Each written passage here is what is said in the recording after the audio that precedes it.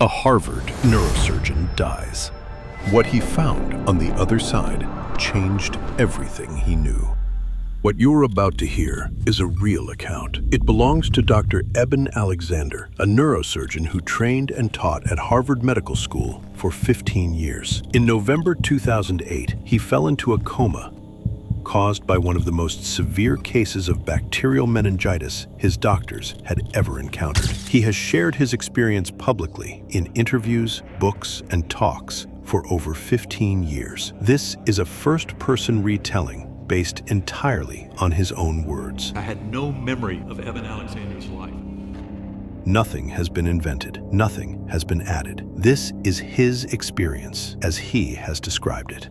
I need to tell you who I was before this happened, because it matters. I was a neurosurgeon. I trained at Harvard Medical School, and I taught there for 15 years. My entire professional life was built on understanding the brain and what it does. Consciousness, awareness, spiritual experience. To me, all of it came down to neurons firing, to electrochemical signals, to biology. I believed that when the brain stopped working, experience stopped.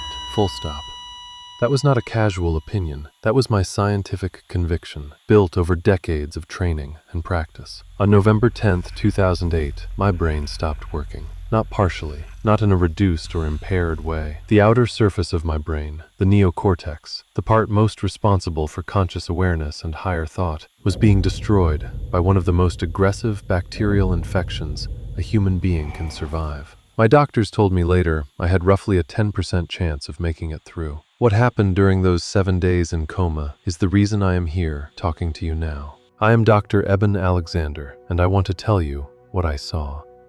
I grew up in a home shaped by both science and faith, which is not as common a combination as you might think. I was adopted. My birth mother was 16 years old and unmarried, and that fact becomes important later in the story in a way I could never have anticipated. My adoptive father was a globally renowned neurosurgeon. That is the world I grew up in, the world of medicine, of evidence, of the brain and what it can and cannot do. My father was also a man of deep faith. He believed in God with the same certainty that he believed in anatomy. He kept a small pocket Bible with him throughout his 2 years as a combat surgeon in the Second World War, in New Guinea and the Philippines, and finally Japan. That Bible still sits on my bedside table. I look at it differently now than I used to. Growing up, I followed his lead into medicine, but I did not follow him into faith. The more I trained, the more I absorbed the standard scientific view of the time, that the physical world is all there is. Those thoughts and beliefs and spiritual experiences are products of the brain and nothing more. That consciousness is what the brain does, and when the brain dies, consciousness ends. I want to be honest about the fact that I had doubts. My father's faith was so genuine and so lived in that it was hard to dismiss entirely. But my formal training kept pulling me back toward materialism, toward the idea that if you cannot measure something, it is not real. That is who I was on the morning of November 10th, 2008. I woke at about 4:30 in the morning with horrific back pain. My first thought was muscle spasm. If I could get myself into a hot bath, maybe that would help. I made my way down the hallway, step by painful step, lowering myself in. But by the time I tried to get back out, I could barely manage it.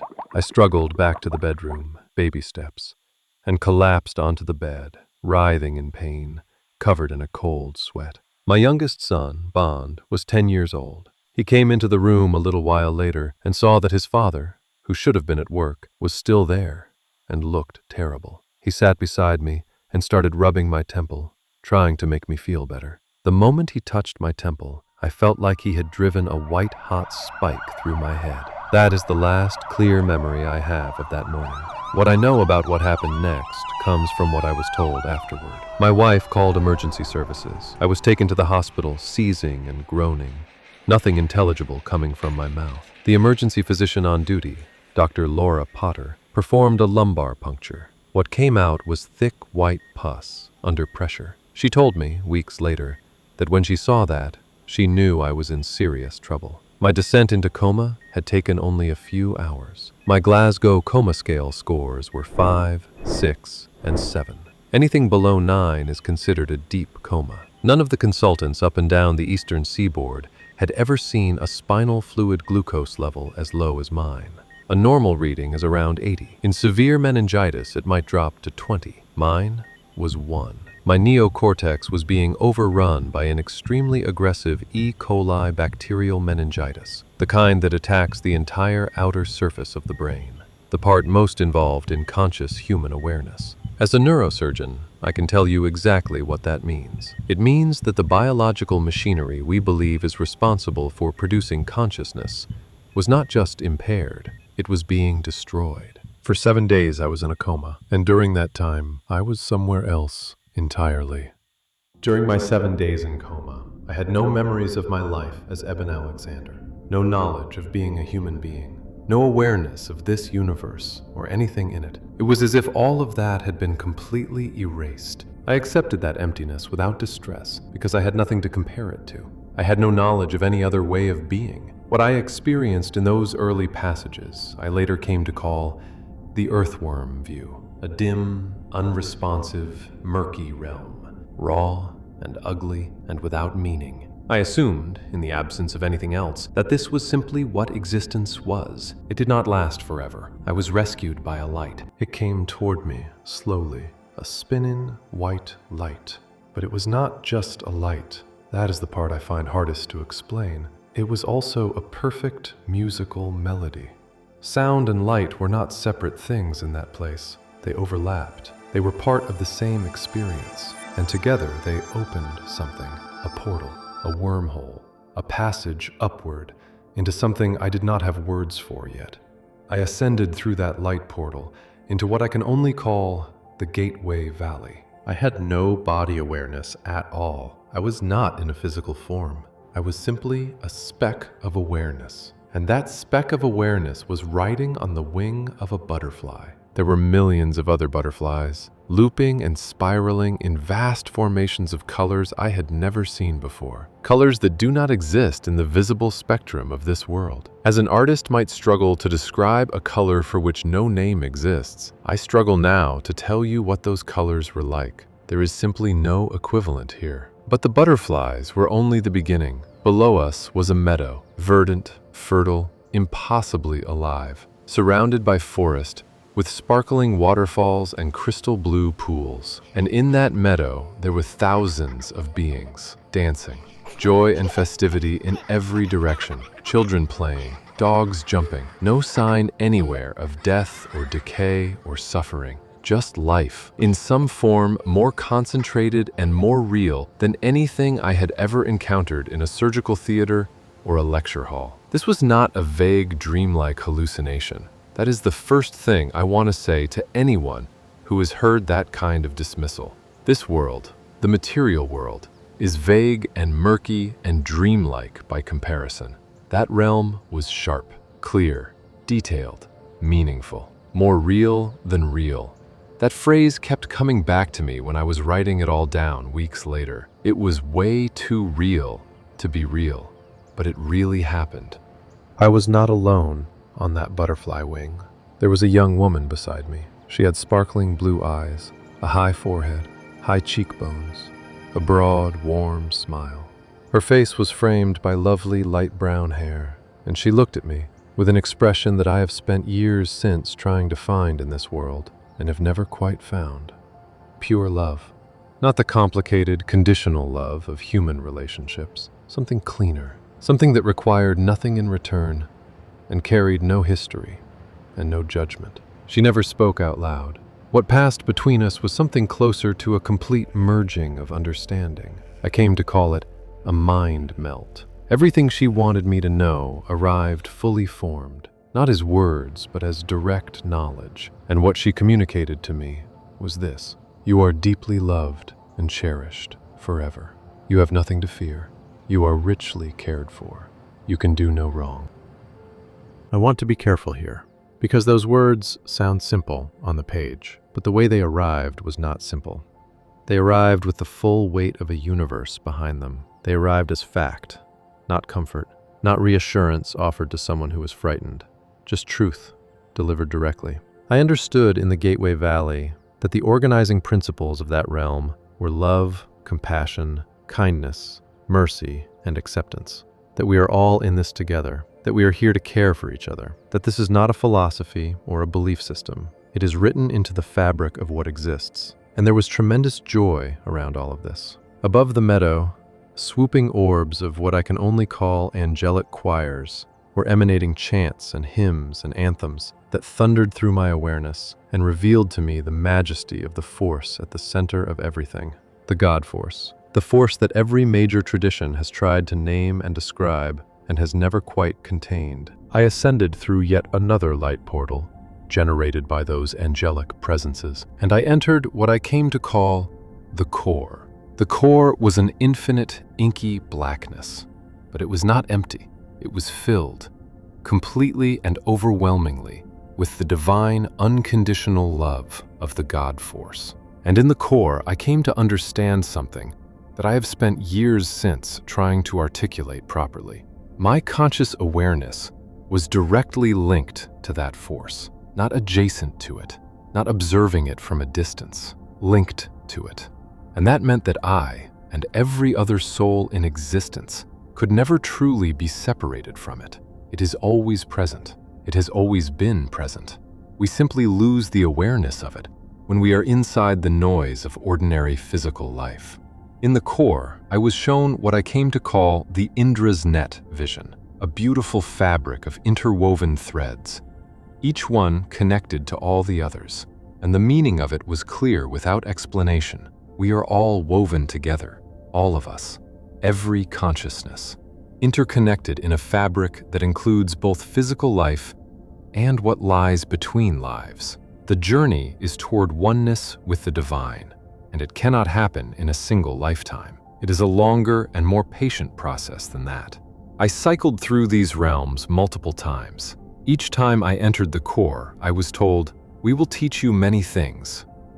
You are not here to stay." And eventually, after many cycles, I found that the musical memories I had been using to conjure the light portals no longer worked. I had fallen back to the earthworm view, and I could not find my way back up. But even that was not frightening. I had been through enough to trust that I would be taken care of, and what I witnessed next confirmed that completely. Around me in the murky darkness, I became aware of thousands of beings, moving off into the distance, heads bowed, some holding candles, and they were murmuring something, a kind of prayer, an energy directed toward me. And as that energy reached me, it brought back the same sense of peace and harmony and spiritual home that I had first felt in the Gateway Valley and then the core. Here, at the lowest level of my journey, in the most formless and murky place, those thousands of beings were sustaining me with prayer. I understood in that moment what prayer actually is. Not words directed at a distant deity, something real, something that travels, something that reaches the person it is meant for. The last things I perceived in my journey were 6 faces that surfaced briefly from the murk around me. They said words I could not understand because my amnesia was still very strong, and then they disappeared again. Those 6 faces belonged to loved ones and close friends who had been in my ICU room during the final 24 to 48 hours of the coma. They helped me understand, when I pieced it together later, that the vast majority of my spiritual journey had happened in the first 4 to 5 days. The last face I saw was my son Bond. He was 10 years old. He looked at me and he said, "Daddy, you are going to be okay. Daddy, you are going to be okay." I did not understand the words. I did not yet know who he was, but I felt the connection between our souls with absolute clarity. And something in me understood that there was another soul out there who needed me in some profound way. That is what brought me back. Not a decision, not a rational choice, just that connection, that pull. Within hours, I was opening my eyes. I sat up in bed. With a look on my face, I was told, of pure joy and bliss. I looked each person in the room in the eye, doctors, nurses, family, friends, and I kept saying, "You are deeply loved and cherished forever. All is well." The people around me found that deeply paradoxical. Here was someone they had been terrified of losing, waking up and reassuring them. I do not actually remember much of that waking up process. My brain was still severely affected by the meningitis. For For the next 36 hours after waking, I was in and out of a paranoid, delusional state. Simple conversations led me nowhere. My brain was still badly damaged. My family watched that, and it was frightening for them. The moments of joy, and then the realization of just how much the infection had taken from me. But over those 36 hours, it cleared, all of it. My memories began returning. By about 2 months after the coma, I had a complete return of all my memories. And people who knew me well told me something I found striking, that the memories seemed more complete than they had been before. More present, more detailed, as if a light had come on inside me that had not been there before. In the early weeks after coming out of coma, my neuroscience knowledge had not fully returned yet. When my doctors told me the dying brain plays all kinds of tricks, I accepted that. I thought, all right, it was a hallucination. An extraordinary one, but a hallucination. But then I started going back through the records, my CT and MRI scans, the neurological exams, the Glasgow coma scale scores, the spinal fluid results. I went through all of it with the same clinical eye I would have used for any patient, and it did not line up. A dying brain playing tricks implies a brain that is still functioning at some level, still producing experience. A hallucination requires a brain capable of generating one. My brain was not in that condition. The bacterial infection had attacked the entire outer surface of my neocortex. The glucose level in my spinal fluid was 1. Consultants up and down the eastern seaboard had never seen a case that severe. My Glasgow coma scale scores were in deep coma territory for the entire 7 days. There was no conventional neurological explanation for why I experienced anything at all during that period, let alone the most vivid, detailed, meaningful, and transformative experience of my life. I spent weeks trying to find an explanation that fit. I could not find one. And I have spent the 15 years since working with scientists and experiencers around the world, trying to make better sense of what these experiences tell us about the nature of consciousness and reality. What I know now is that the scientific world is converging on much deeper and more profound truths than the materialism I was trained in. Truths that allow for the coexistence and growth of science and spirituality together, because we are both. We have a scientific mind, and we are spiritual beings in a spiritual universe. 4 months after coming out of the coma, I received a photograph in the mail. I need to go back to something I mentioned earlier. I was adopted.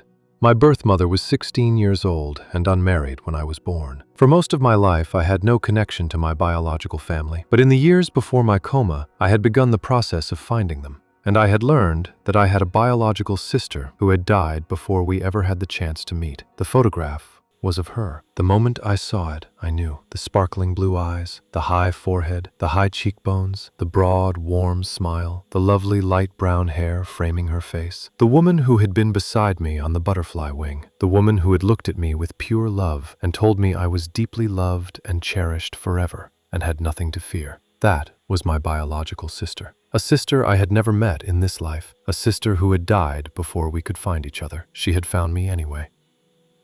From that moment, 4 months after waking from the coma, I knew with absolute certainty that what I had experienced was real. It had not happened in the material realm, but I came to understand that in many ways, nothing ultimately happens in the material realm. It is all, at a deeper level, mental, spiritual, connected. It seemed way too real to be real, because it really was real. I wrote a book about what happened to me. It is called Proof of Heaven. I want to be careful with that title because I do not use it to make a theological claim. I use it because what I experienced constituted proof, to me, a neurosurgeon trained in the science of the brain, that consciousness does not end when the brain stops, that there is something beyond the physical, that the experiences people report from the threshold of death are not hallucinations or tricks, they are real. The response to that book surprised me. It turned out there were millions of people around the world who had had experiences like mine and had been carrying them quietly because they did not feel safe sharing them. Because the culture we live in does not have good language for this yet. I have spent the 15 years since my coma working to help build that language. Collaborating with scientists and experiencers and philosophers and physicians who are all working on the same fundamental question. What is consciousness, and where does it actually live? The answer I came back with from those 7 days in coma is that it does not live in the brain. The brain is more like a filter or a reducing valve, a mechanism through which a much vaster consciousness experiences physical life. And when the filter is removed, as it was for me, what remains is something far larger, far more connected, and far more luminous than anything the filter normally allows through.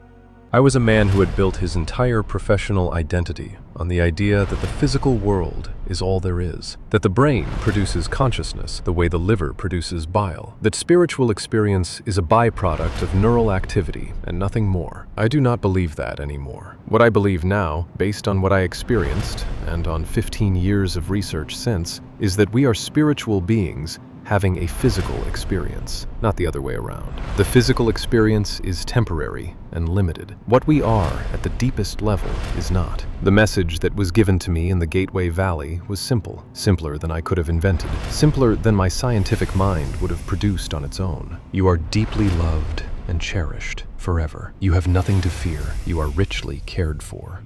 That message was given to me by a sister I never met, in a realm my brain should not have been able to access, during a coma from which I had roughly a 10% chance of returning. I think about what it means that she was there, that she found me, that across whatever distance exists between this life and what comes after, love was the thing that crossed it. I think about that every day. Dr. Eben Alexander has spent 15 years since his coma sharing what he experienced and working with scientists around the world to understand it more deeply. He has written multiple books, given hundreds of talks, and collaborated with researchers in neuroscience, physics, and consciousness studies. The links to his original interviews and his work are in the description below. If what you just heard stayed with you, I want to offer you one thought to carry with you. The man who told you this story was not looking for it. He was not open to it. He had spent decades building a worldview specifically designed to exclude it. And yet, a sister he had never met found him in the middle of a coma his brain should not have survived, and told him he was loved. Whatever you believe about what that means, I think it is worth sitting with. We are, all of us, more than we think we are.